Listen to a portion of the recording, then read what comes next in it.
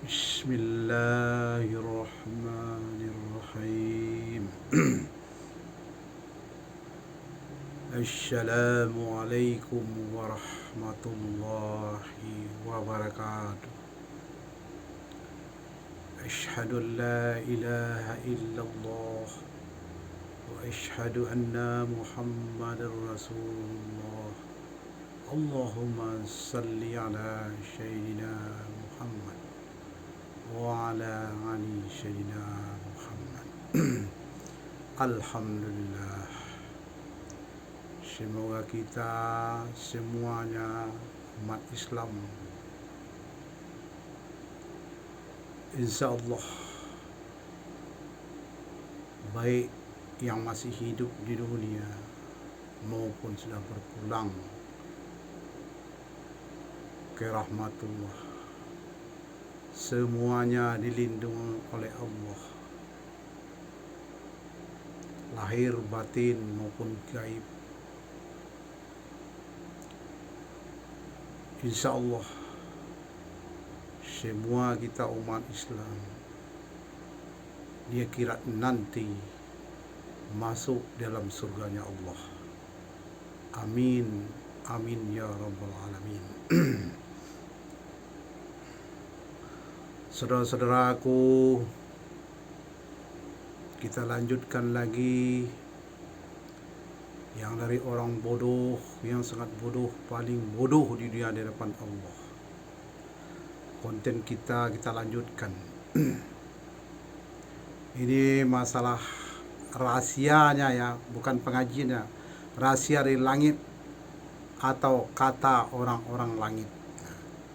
Di konten kita sebelumnya kan sudah saya bahas bahwa orang langit itu siapa. Mungkin sudah saya bahas. Bisa dilihat itunya itu. Daripada yang lama-lama itu, konten lama. Siapa yang orang-orang langit itu?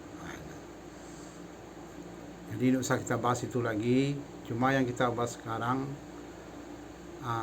di mana keberadaan Allah? Kan jadi pertanyaan orang. Allah di mana keberadaannya? Menurut pengajian kan pernah kita dengar ada yang mengatakan Allah itu ada di langit, di atas langit ketujuh. Di saat Nabi Muhammad SAW menjemput perintah sholat. Ada juga mengatakan ada di dalam hati kita. Ya macam-macam lah. Tapi saya katakan, saya tidak membahas dalam perbedaan. Saya nggak bisa mengatakan itu yang benar, ini yang benar. So ini akhir zaman. Di akhir zaman nih setiap perbedaan itu biasa. Di awal zaman juga biasa. Tapi kalau di awal zaman adanya perbedaan umpamanya yang sesat, ada yang meluruskannya. Karena di awal zaman di kenabian Nabi Muhammad SAW masih ada para rasulnya. Yang maksud rasul ya, ini saya bahas ya, bukan nabi aja. Nabi itu Rasulullah, kelasnya nabi. Para sahabat boleh katakan rasul, kelasnya sahabat. Para imam boleh dikatakan rasul, kelasnya imam. Wali bisa dikatakan rasul, kelasnya wali. Ulama bisa dikatakan rasul, kelasnya ulama. Jadi kalau di awal zaman, jadi itu kalau ada yang tersesat, ada yang akan meluruskannya. Maksud yang meluruskannya rasulnya Allah. Jadi rasul Allah yang paling tinggi kelasnya ya nabi. Nah, nabi dia yang paling tinggi. Ulama itu rasul yang terakhir, ulama. Nanti kita bahas nanti ya. Apa di akhir zaman ini masih ada rasul-rasul Allah umpamanya. Kayak nabi, kadang mengaku nabi orang tuh, atau mengaku wali. Tapi di akhir zaman ya ada yang mengaku ulama umpamanya. Masih ada nggak? Bagaimana menurut pandangan daripada orang langit atau menurut pandangan rahasia langit? Ini rahasia langit bukan pengajian ya. Pengajian Anda silakan, Anda yang ahli-ahli di pengajian. Silakan aja terangkan, nggak masalah. Di akhir zaman ini kita tidak bisa saling, oh ini yang paling benar, nggak bisa. Sebab yang mengatakan ini yang benar itu harus Rasul yang diangkat oleh Allah. Ulama itu Rasul diangkat oleh Allah dan disaksikan oleh Nabi Muhammad SAW sebagai pimpinan daripada Rasul tadi. Nah, ini nih ya. Nanti kita bahas, jangan kita terlalu panjang lebar gitu, Mas. Kita bahas sekarang ini di mana keberadaan Allah. Nah, kan orang banyak ada menurut pengajian di langit. Nah, boleh-boleh aja, nggak apa-apa, nggak ada masalah itu. Boleh-boleh aja. Begitu. Ya begitu ilmu yang dapatnya. Nah, begitu. Yang nggak boleh itu mempersekatkan Tuhan, nggak boleh itu. Itu aja nggak boleh. Yang kedua memperolok Tuhan, itu manafik, memang nggak boleh. Atau yang ketiga nggak boleh keluar dari Islam. Itu murtad namanya, jadi kafir kita. Itu yang nggak boleh. Yang susah masa amalan, tidak boleh meninggalkan sholat. Sholat itu wajib. Siapa kalau ada pula yang mengatakan mengasihnya, oh nggak apa-apa sholat, itu terserah dia, nggak masalah. Nggak masalah, itu pula kayak biarin aja. Mau sholat nggak wajib dong, misalnya sholat yang waktu nggak wajib, puasa Ramadan nggak wajib. Umpama kalau ada sebagian umat Islam mengatakan itu, oh haji itu kalau walaupun sanggup nggak wajib, zakat tuh walaupun kita mampu nggak wajib, itu terserah dia. Tapi kalau menurut orang langit wajib dia sholatnya, wajib. Sholat 5 waktu itu wajib, puasa Ramadan itu wajib. Kalau harta ada sampai senisab itu wajib. Kalau kita punya kemampuan pergi haji wajib. Itu segi amalan. Menurut pandang langit, menurut pandang pengajian ada yang ya terserah dia. Nggak ada persoalan. Ini di akhir zaman namanya, akhir zamannya. Di akhir zaman. Nanti sidik kalau umpamanya yang merusak ulama masih ada, nah ulama sekarang di akhir zaman nih. Kalau dibilang umpamanya nggak ada ulama, siapa yang meluruskannya? Nanti kita akan bahas rahasia langitnya, siapa yang meluruskannya? Siapa yang akan memperbaiki akhlak umat Islam di akhir zaman ini? Siapa? Gitu. Ya kalau umpamanya Allah meluruskan akhir zaman itu, dibilang akhir zaman kan Allah tuh menurunkan rasulnya lagi, maksudnya. Nggak ada rasul diturunkan lagi. Itu dimaksudkan akhir zaman.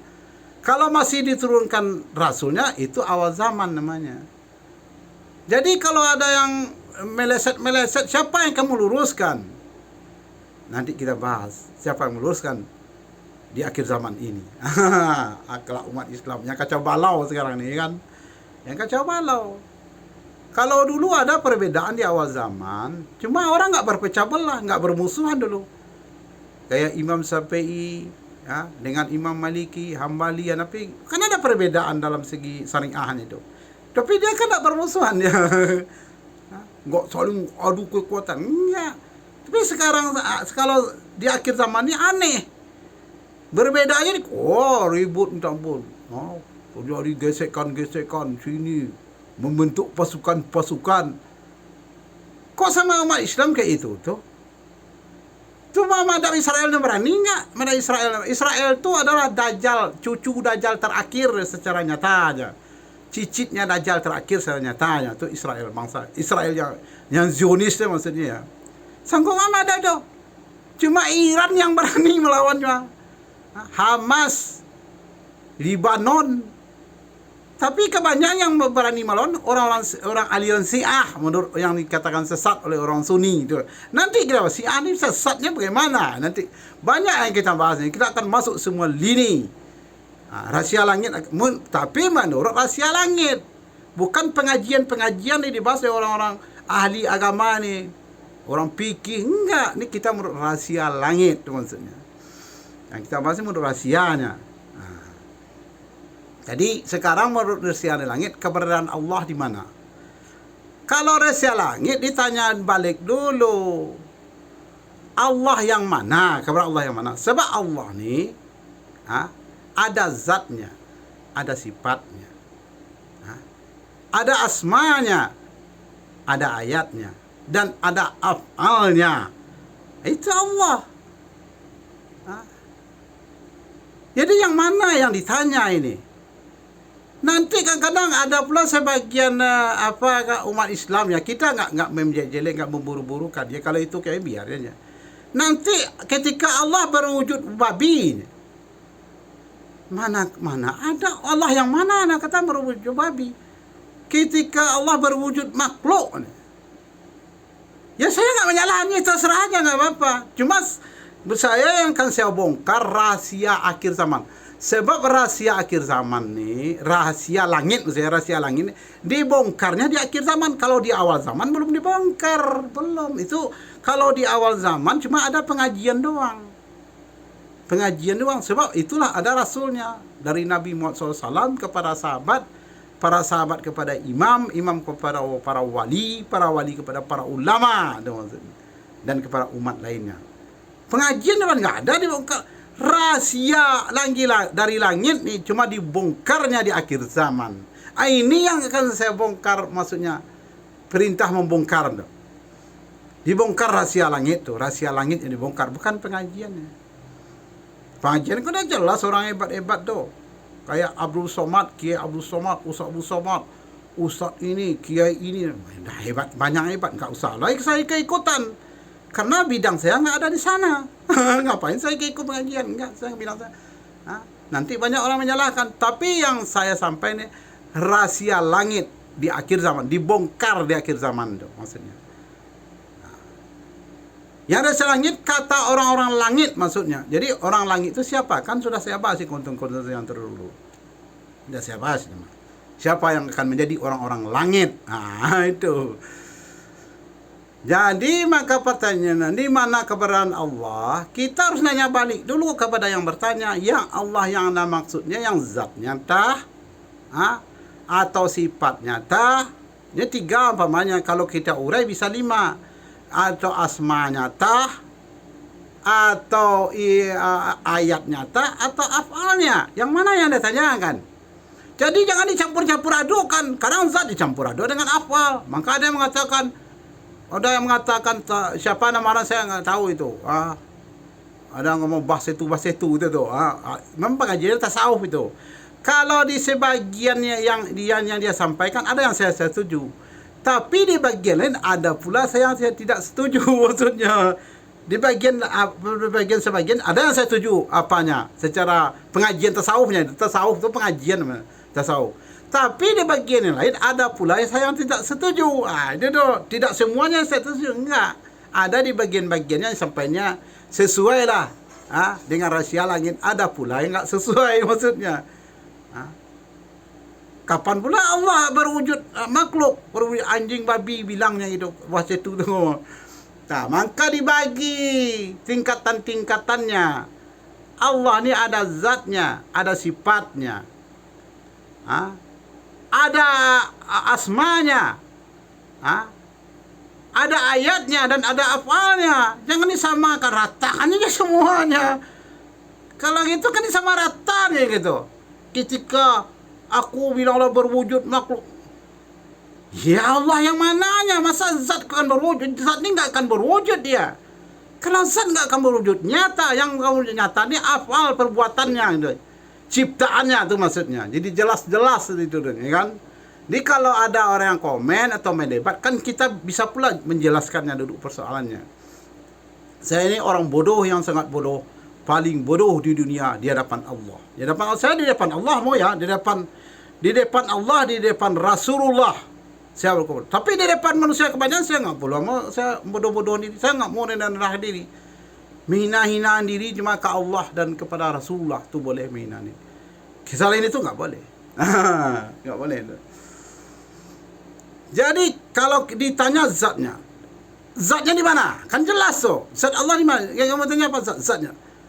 Saya katakan zat di mana zat? Zat itu meliputi sifat. Jadi di mana zat? Ya di sifat dia meliputi sifat. Meliputi sifat.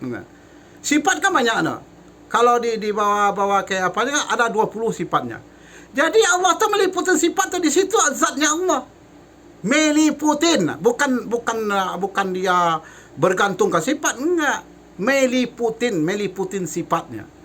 Seluruh sifatnya itu ada zat Allah SWT. Meliputin maksudnya jangan disamakan kayak benda itu.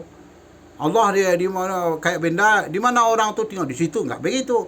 Ini meliputi. Jadi zat Allah tu keberadaannya meliputi sifat. Meliputi sifat. Tapi sifat ini terbagi dua. Ada sifat inti, ada sifat uraian. Yang inti dan uraiannya ada. Saya kasih contoh nih. Yang inti sifat tuh itu yang 13 apa nama itu? Kayak berdiri sendiri.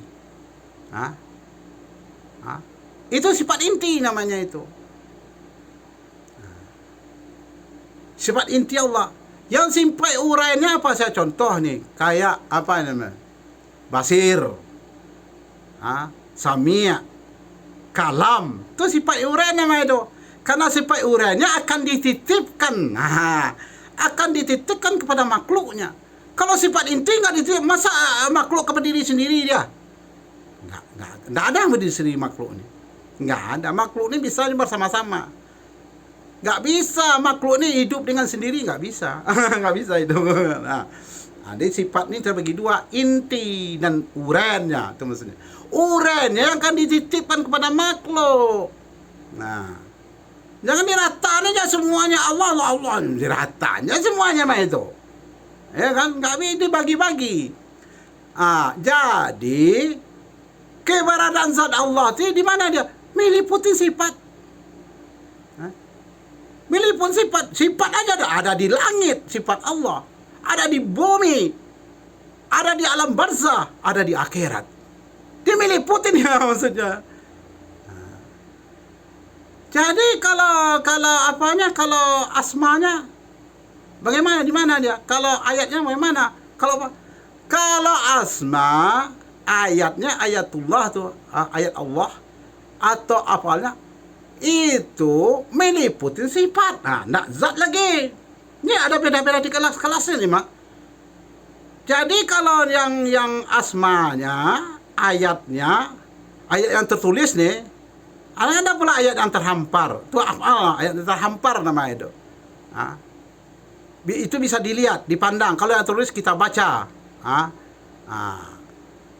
Ayat tertulis ada di dalam Al-Quran namanya. Ya, tertulis ada kitabnya itu.